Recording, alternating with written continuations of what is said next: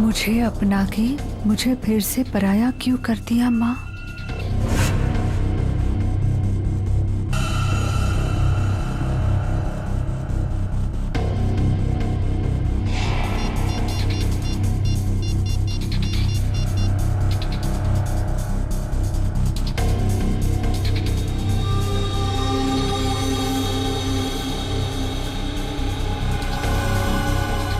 क्या आपने मुझसे कभी प्यार नहीं किया माँ?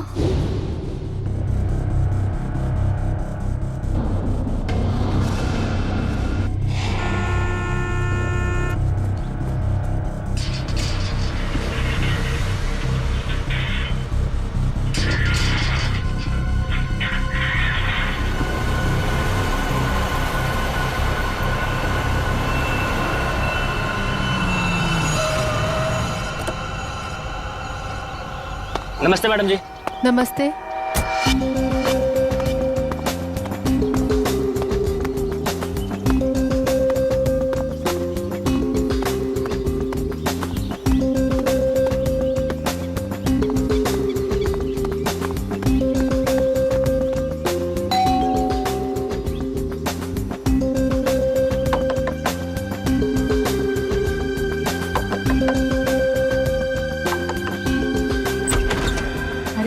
दरवाजा कैसे खुला है?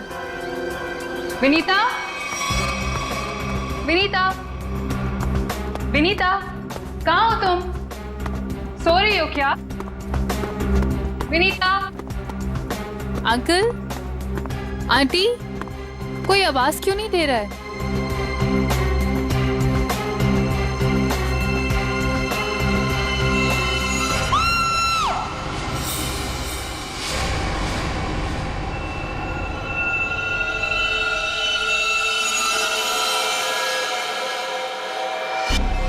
काफी खून बहा है सिर से, लगता है किसी भारी चीज से मारा गया है। सर बाथरूम में ये लोहे का रॉड मिला है सर, इस पे ताजे खून के धब्बे हैं। हो सकता है इन दोनों को मारने के लिए इस रॉड का इस्तेमाल किया गया है। उंगलियों के निशान मिल सकते हैं इस पे, संभाल कर रख दो।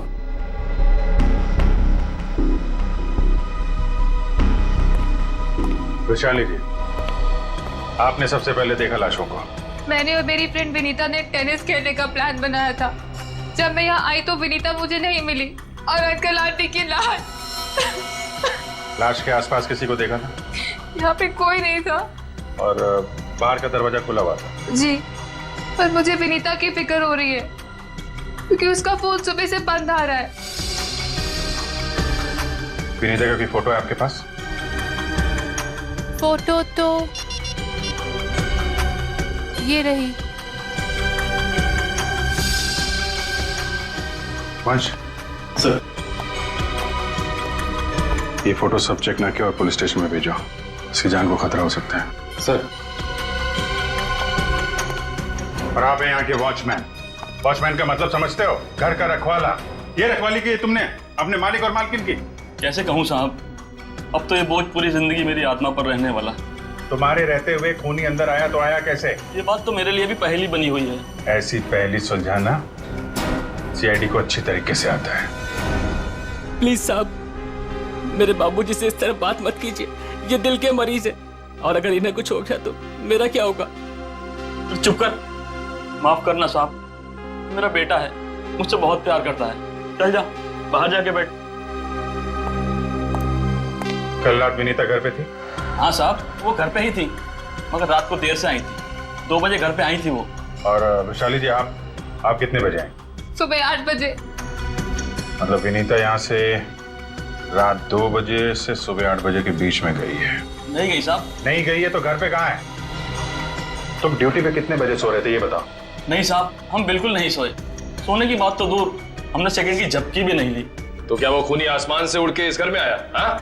वैशाली, एक बात बता, विनीता के परिवार वालों की किसी से कोई दुश्मनी थी? मुझे इस बारे में कुछ नहीं पता। अच्छा, विनीता के बारे में आप हमें और क्या बता सकती हैं?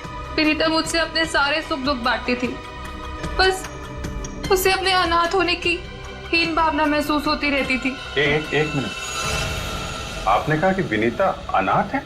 अंकल आंटी ने उसे गोद ले रखा था। अच्छा, विनीता का सुरेश जी और उनकी पत्नी के साथ कैसा संबंध था? बहुत अच्छा था, जैसे कि उसके सगे माँ बाप हो। पर विनीता से वो एक ही बात से नाराज होते थे। कौन सी बात? रोहन। ये रोहन कौन है? वो सुरेश अंकल के दोस्त धनराज जी का बेटा था।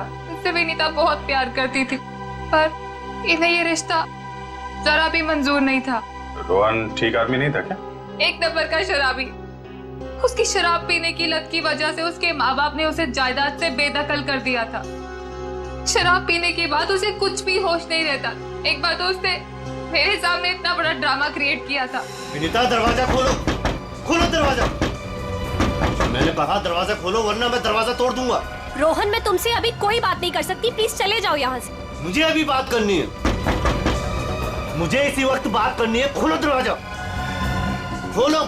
साहब बिटिया ने मना किया ना, वो आपसे नहीं मिलना चाहती है, आप जाइए यहाँ से। विनीता, ये क्या कर रही हो? दरवाजा मत खोलो। मुझसे इस तरह से बात करने वाला चला।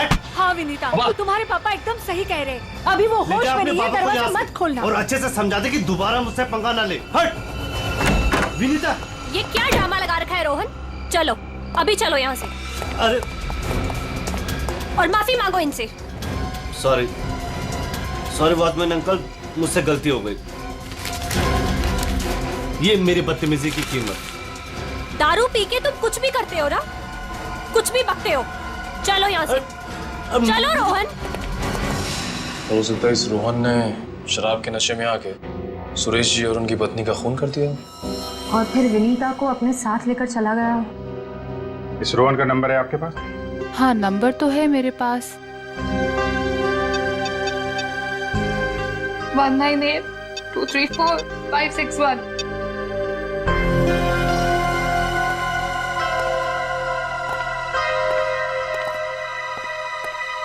रोहन का फोन भी बंद आ रहा है। सर, अब एक बात समझ में नहीं आ रही है। अगर वो खूनी मेन गेट से अंदर नहीं आया तो फिर कहाँ से आया? घर को चेक करते हैं।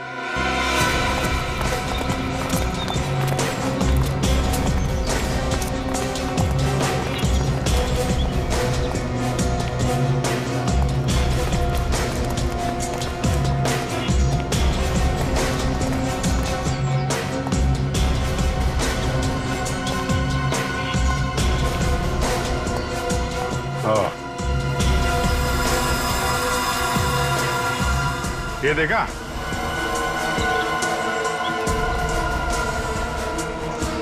लगता है खूनी यहाँ से अंदर आया और फिर यहीं से बाहर भाग गया। सर, खूनी यहाँ से आ जा सकता है, लेकिन खूनी विनीता को यहाँ से कैसे लेके जा सकता है? हाँ सर, अगर विनीता के साथ उसने जोर जबरदस्ती की होगी तो विनीता चीखती चिल्लाती शोर मचाती। हो सकता है विनीता को बेहोश कर दिया। इसके पहले उसे कुछ हो, हमें उसे ढूंढना होगा और इस रोहन से भी मिलना पड़ेगा।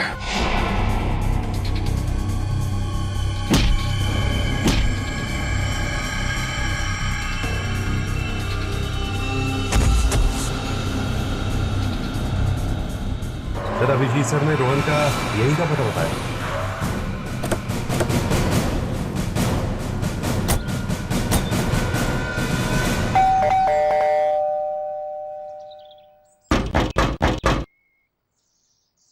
सर, ये रोहन वाकई में अंदर नहीं है या फिर जानबूझ के दरवाजा नहीं खोल रहा है? अभी पता चल जाएगा।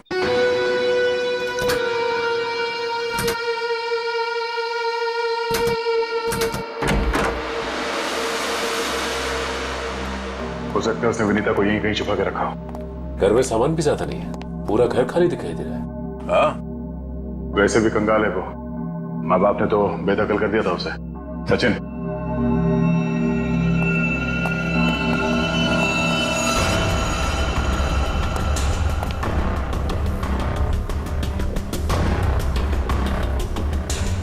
सर, यहाँ तो कोई भी नहीं है, ना ही विनीता और ना ही रोहन। हो सकता है उसने अपना ठिकाना बदल दिया। काम करो, घर की तलाशी लो, कोई ना कोई सुराग जरूर मिलेगा।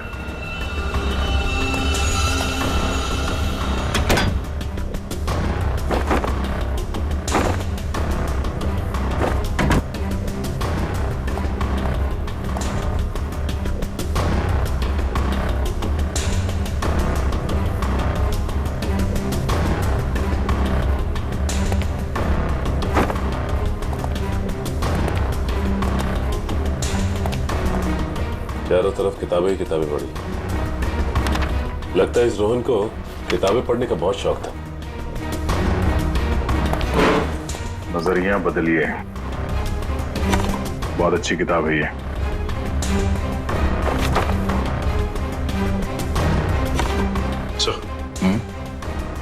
ये देखिए, इस डस्टबिन में ये दस्ताने पड़े थे।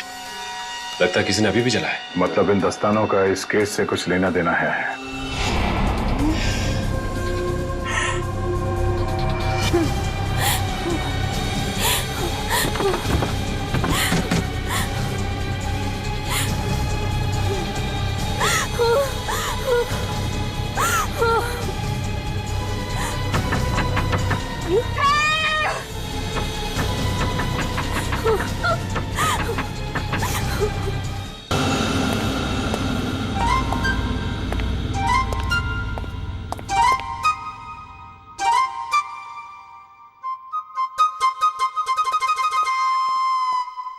Ready sir.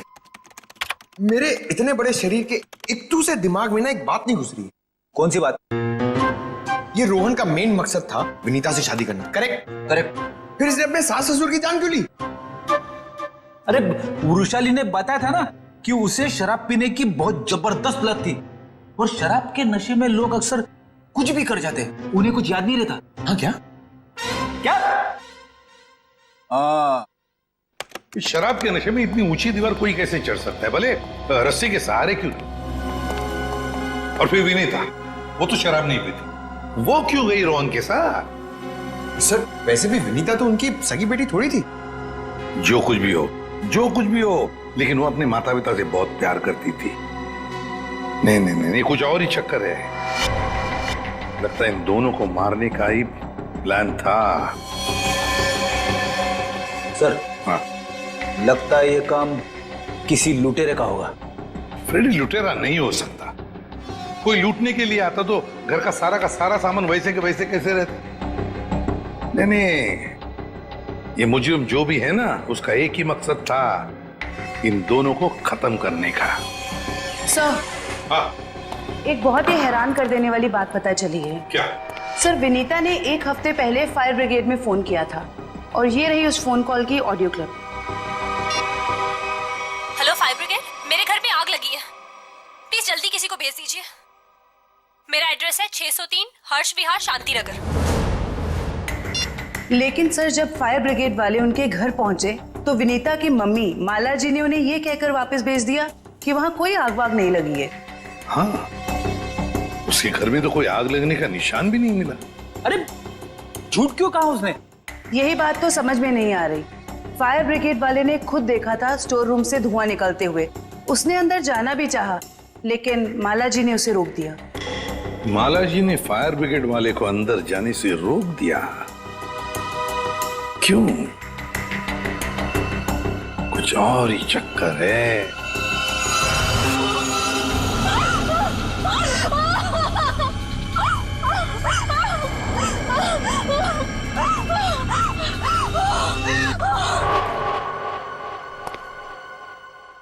छान मारो इस जगह को अच्छी तरह से, कुछ ना कुछ जरूर मिलेगा।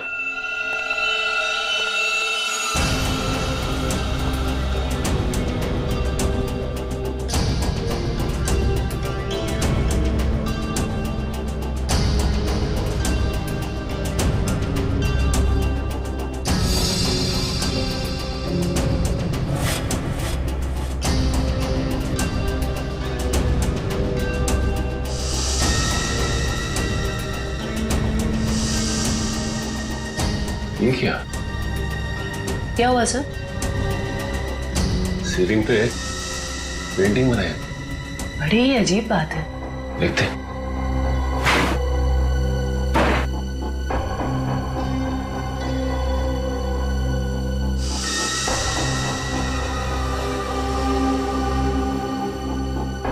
ये क्या? ये तो लगता है धुएं से बना हुआ निशान है, जलने की वजह से। मतलब सर फायर ब्रिगेड वाला सही कह रहा था, यहाँ पे आग तो जरूर लगी है। सर इस पेंटिंग से जली हुई सीलिंग को अच्छी तरह छुपाने की कोशिश की है। लेकिन सवाल ये उठता है कि सुरेश की पत्नी ने झूठ क्यों बोला फायर ब्रिगेड से? आखिर यहाँ पे ऐसी कौन सी आग लगी थी? सीलिंग का सिर्फ यही वाला हिस्सा जला।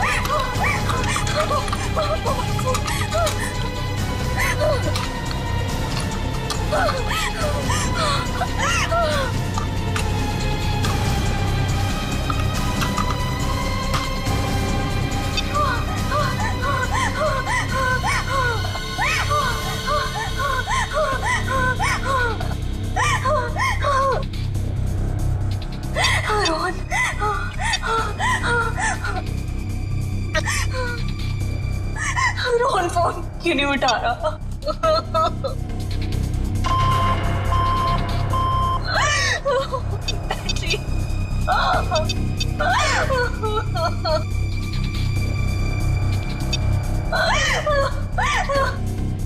वैशाली पे फोन नहीं उठा रही।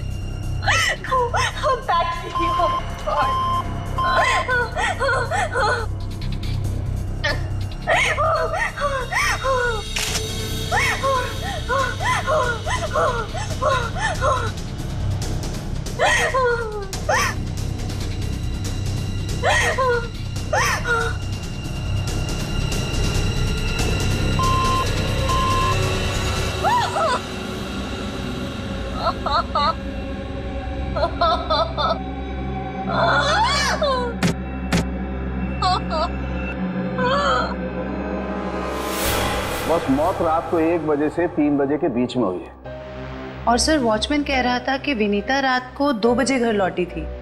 सर अगर खून उससे पहले हुए होते तो वो चीखती चिल्लाती या बाहर जाती। मतलब खून 2 और 3 बजे के बीच में हुए हैं। सालुंके साहब, हमें जो लोहे का रॉड मिला था उसके ऊपर से खूनी के उंगलियों के निशान मिले या नहीं?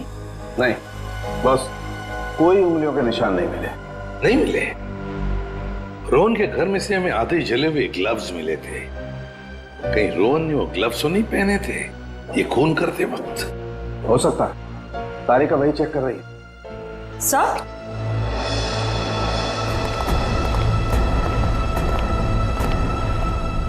सर ये खास किस्म का सॉल्यूशन है, इकोडेल्पाइट नाम। अगर मैं इस सॉल्यूशन को इन दस्तानों पर डालूं तो इन दस्तानों पर जो कुछ भी लगा हुआ होगा वो अलग हो जाएगा। अरे वाह, फॉरेंसिक टेक्नोलॉजी कहां से कहां पहुंच गई है।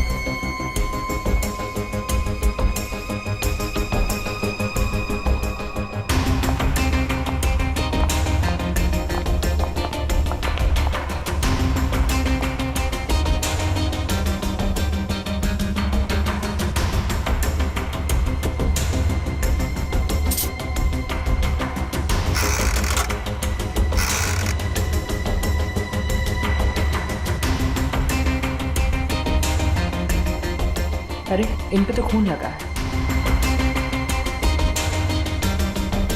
देखते हैं किसका है।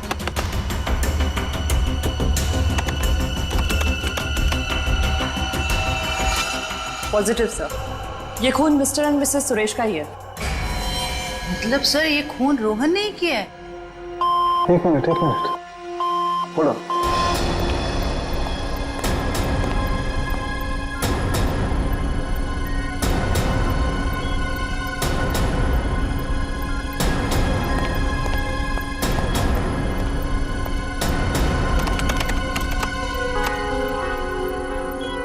बस वो देखो, दस्तानों पर ये जो दिखाई दे रहे हैं ये रस्सी के रेशे। सर कहीं ये वही रस्सी तो नहीं जो हमें विनीता के घर के बाहर मिली थी? ये डॉक्टर साहब का कंप्यूटर कैसा है? टी टी टी टी करते रहता है।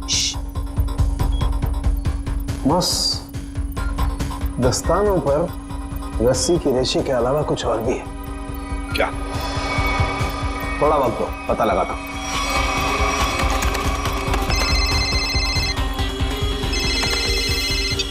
हाँ श्रेया, ठीक है। क्या? सर विनीता का फोन थोड़ी देर के लिए ऑन हुआ था, उसके घर के बिल्कुल करीब। और सर उसने सोशल नेटवर्किंग साइट पे अपने दोस्त को एक SOS मैसेज भी भेजा है। श्रेया मुझे लिंक अभी भेज रही है सर। ये देखिए सर। मैं घुटन से मर रही हूं, प्लीज मुझे बचाओ। Vinita, my God.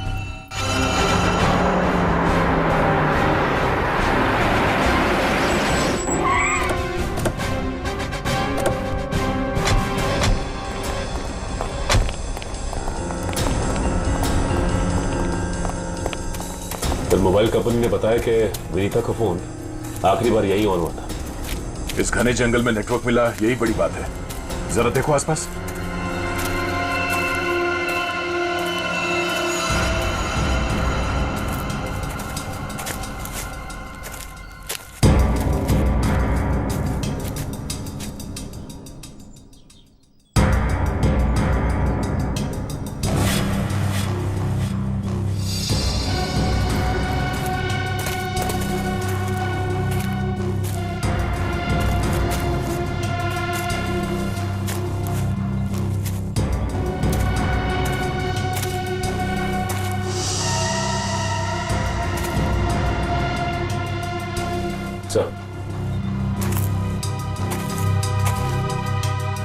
सामने झोपड़ी दिखाई दे रही है।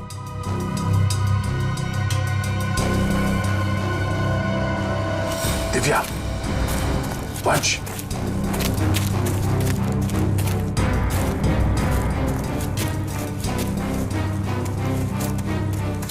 चौकन्ने रहना।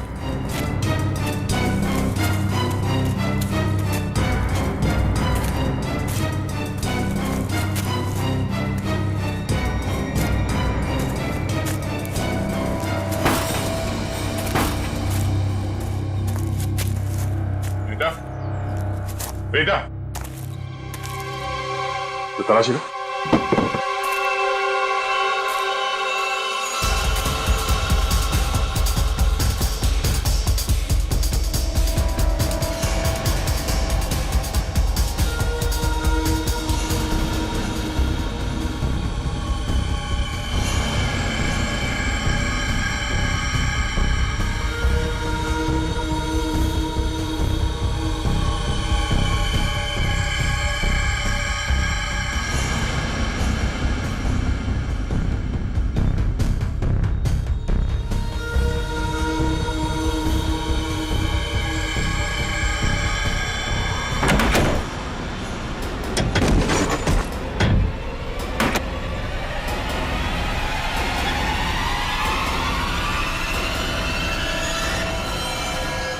तो ये तो रोहन है।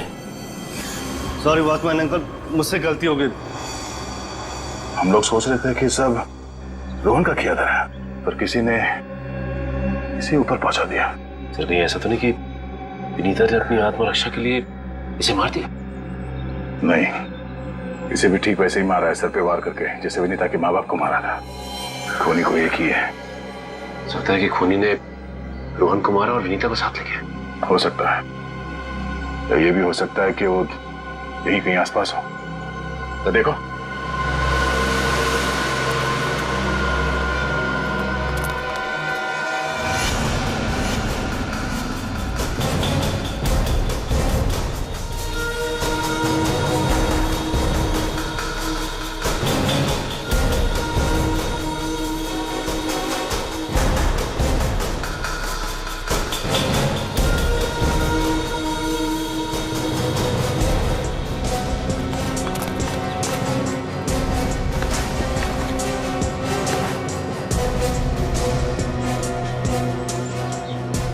सर आसपास भी कुछ नहीं मिला सर। तो कुछ नहीं मिला। सर ये देखिए, फावड़ा और कुदाल।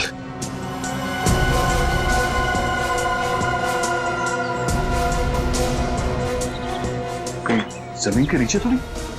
यहाँ पे खुदाई का सामान पड़ा हुआ है, जरा फाड़ो दिखा ना।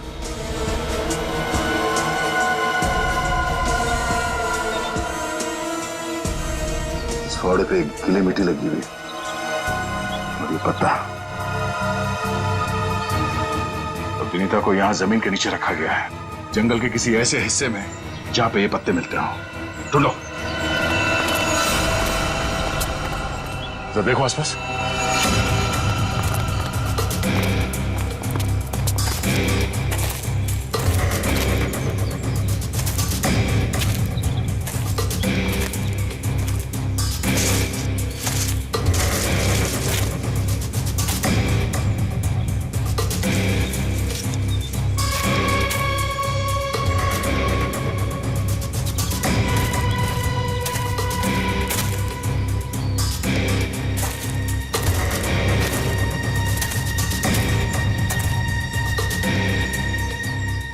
सचिन, वंश, दिव्या, ये देखो, लगता है हाल फिलहाल में यहाँ खुदाई हुई है। वंश, खुदाई का औजार लिया जल्दी। सर।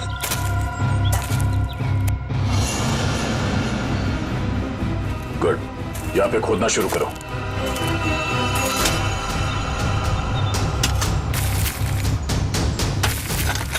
एक मिनट हट जाओ।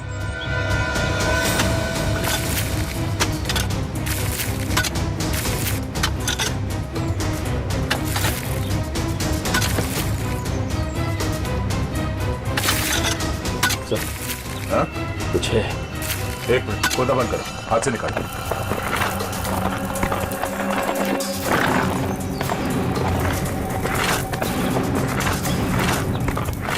तो इसका अंदर तो नहीं?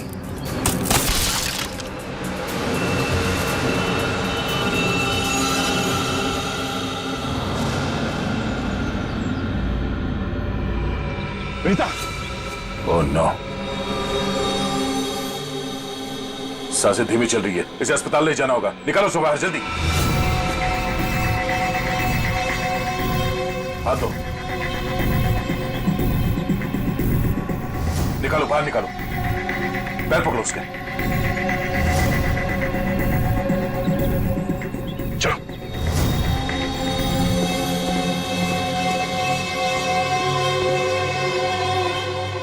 इतना समय बीत गया है, पता नहीं किस हाल में होगी विनीता। हम तो वक्त रहते उसे यहाँ ले आए, उम्मीद तो यही है कि वो ठीक हो जाएगी। ठीक भी हो जाएगी तो भी रोहन की मौत और उसके माँ बाप की मौत का सदमा पता नहीं बर्दाश्त कर पाएगी कि नहीं। मैं हमेशा कहता हूँ कि सीआईडी में सबसे मुश्किल काम यही है, किसी को किसी अपने की मौत की खबर देना। हाँ डॉक्टर साहब, कैसी है विनीता? अब खतरे से बाहर है, उन्हें होश आ गया। गुड, हम उनसे बात कर सकते हैं? हाँ बात कर सकते हैं, लेकिन वो काफी तनाव में, बहुत देर तक कम ऑक्सीजन में रहने की वजह से फिलहाल बहुत ज्यादा कमजोर है वो। थोड़ा संभाल के ध्यान रखिएगा इस बात का। ठीक है, हम इस बात का ख्याल रखेंगे। Thank you. चलो।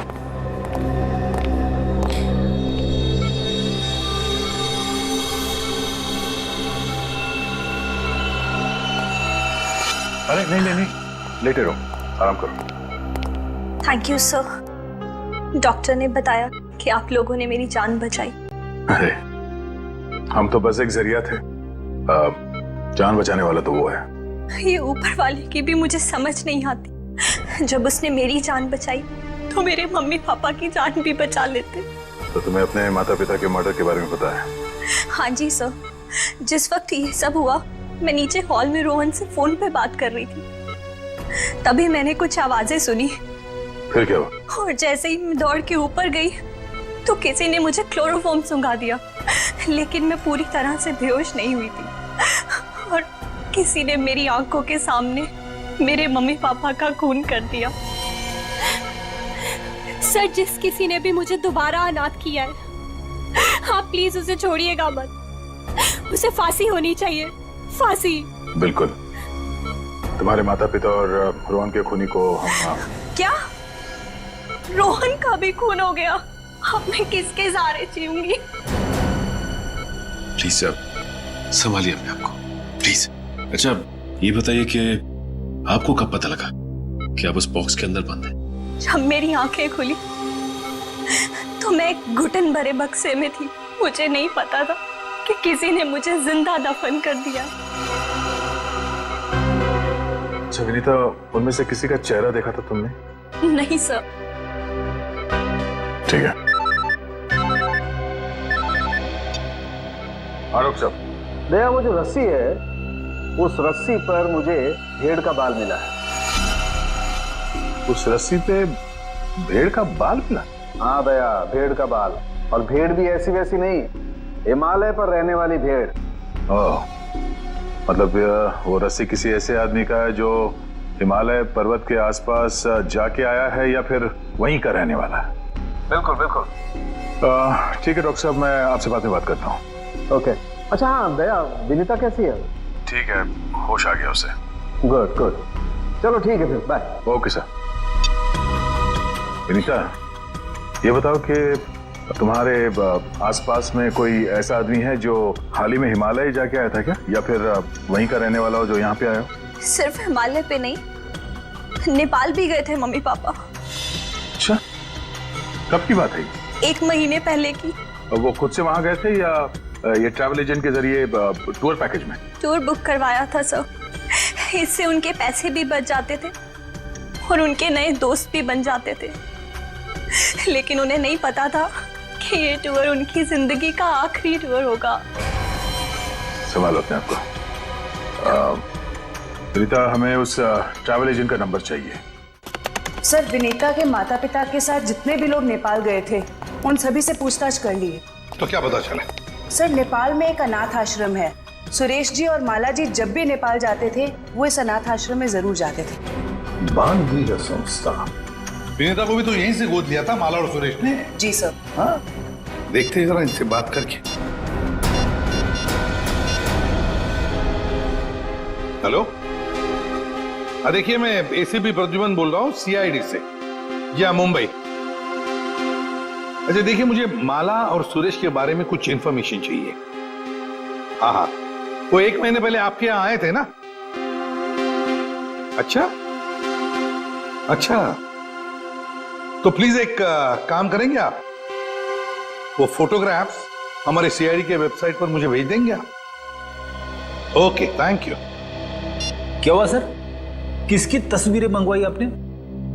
विनीता को गोद लेने से पहले सुरेश और माला ने इसी अनाथ आश्रम से 1 साल पहले एक लड़के को गोद लिया था, गोविंद नाम में। गोविंद, लगता है फोटोग्राफ्स आ गए।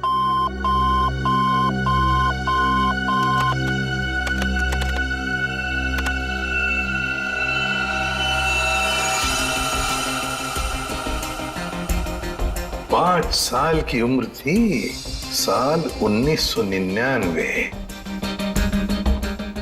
मतलब सर, वो आज तकरीबन 20 साल का होगा। अभी पता चल जाएगा गोविंद अगर आज है कैसे दिखता होगा।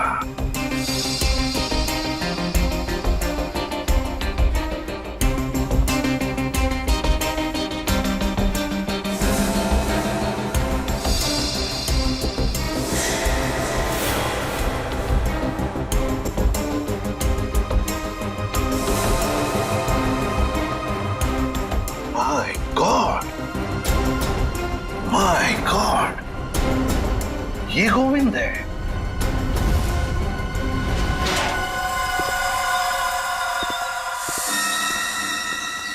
अब देखते हैं कहां भागेगा।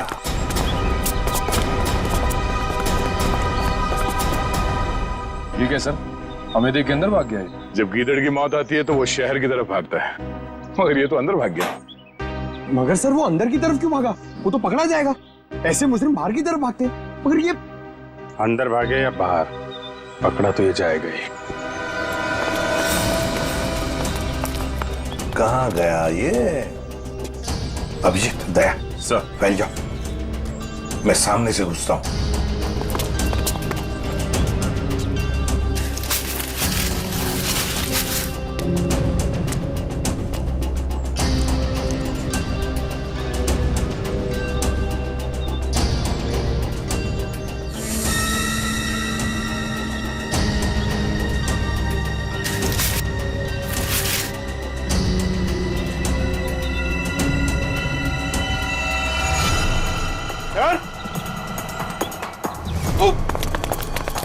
सर!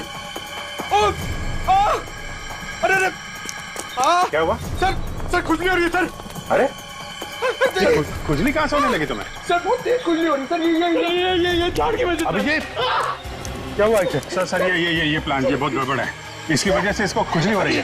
एक मिनट अरे जल्दी से हॉस्पिटल ले जाओ। कुछ नहीं होगा, आ जाओ आराम से संभाल के। तो जानबूझकर हमें यहाँ अंदर बुलवा लिया है, जाल रचा है उसने खुजली वाले पौधों का। संभल के रहना, यहीं कहीं छुपाई है।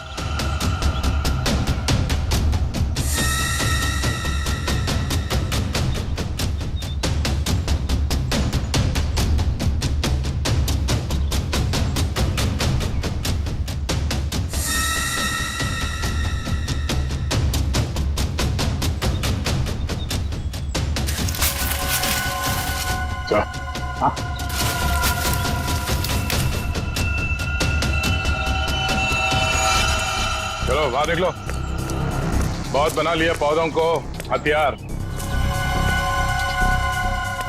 अब विदाई का समय आ गया तुम्हारा, ससुराल चलना है। चलो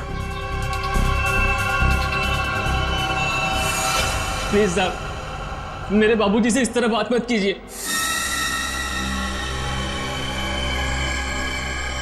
बहुत गड्ढे खोद लिए दूसरों के लिए, गिर गए ना उसी में। सर पानी मंगाइए सर, वरना मैं खुजली से मर जाऊंगा। पानी क्यों? खुजली का इलाज हम अपने साथ लेके चलते हैं।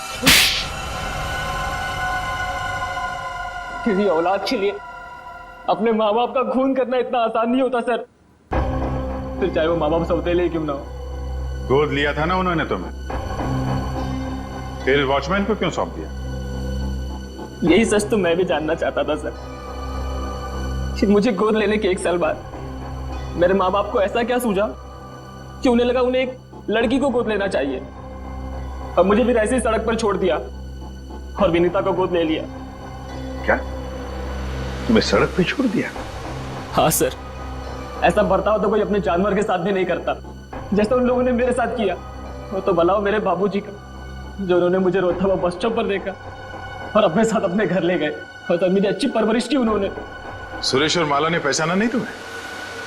नहीं सर, मैंने हाल फिलहाल में उनके घर जाना शुरू किया था। मेरे बाबूजी की उम्र हो गई थी, तो मुझे लगा मुझे नौकरी करनी चाहिए। क्या तुम्हारे बाबूजी जानते नहीं थे कि तुम उनके मालिक के बेटे हो? नहीं सर, जब मैं उन्हें मिला था तब वो वहां काम नहीं करते थे, और सर मैं इसे कोई इत्तेफाक नहीं कहूंगा, तो भगवान ने मेरे साथ इंसाफ की। तुम्हें किसने अधिकार दिया सजा देने का? सजा देने का हक सिर्फ अदालत को है। क्या तुम शुरू में ही पहचान गए थे उन दोनों को? ये बात तुम्हें मालूम कैसे पड़ी कि उन्होंने तुम्हारे साथ ऐसा किया था? नहीं पहचाना था सर। एक दिन मैं बगीचे में काम कर रहा था, तो माला मेम साहब ने मुझे घर के अंदर बुलाया था किसी काम से। विनोद! जी मेम साहब। जरा ऊपर आना, तो काम है। अभी आया। जी मेम साहब। विनोद, देखो ये पुरानी अलमारी है, इसे ठीक से स्टोर रूम में रख देना। हाँ जी मेम साहब। हाँ।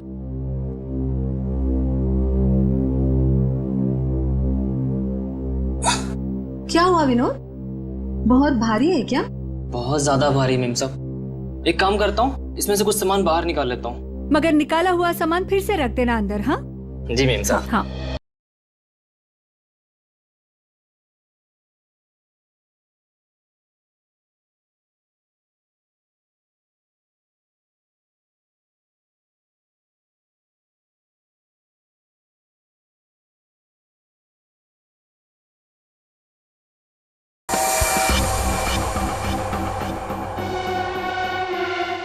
ये तस्वीर तो मेरे बचपन की है।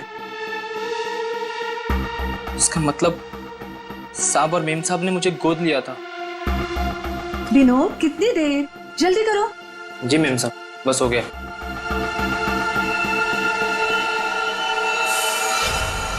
और फिर तुम नेपाल गए सच्चाई का पता लगाने? हाँ सर, और जब मुझे सच का पता चल गया तो मैंने पूरे परिवार के नाक में दम करना शुरू कर दिया।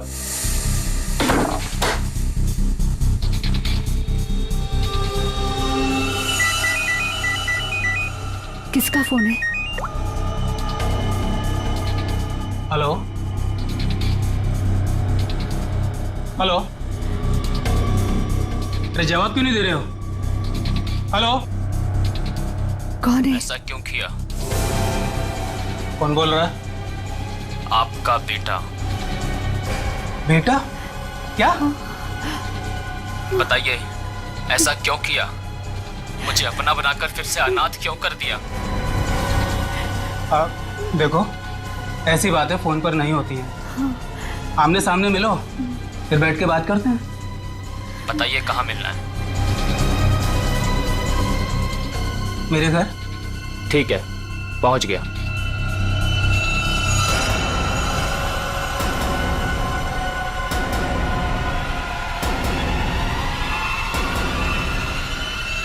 स्टोर रूम की अलमारी में तुम्ही ने आग लगाई थी ना?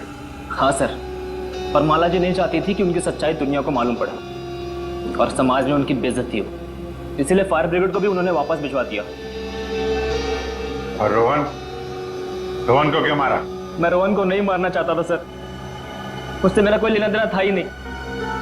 मैं तो उसके घर गया हुआ था वो दस्ताने रखने के लिए, ताकि आप लोगों को दस्ताने उसके घर से मिले और आप लोग उस पर शक करें। उसने मुझे देख लिया सर, मजबूरन मुझे उसे मारना पड़ा। बदले की आग में तुमने 3 खून किए, एक मासूम को जिंदा दफनाने की कोशिश भी की। ये कैसा बदला? अब ये बदले की आग तुम्हें फांसी के फंदे तक ले जाएगी, फांसी के फंदे तक।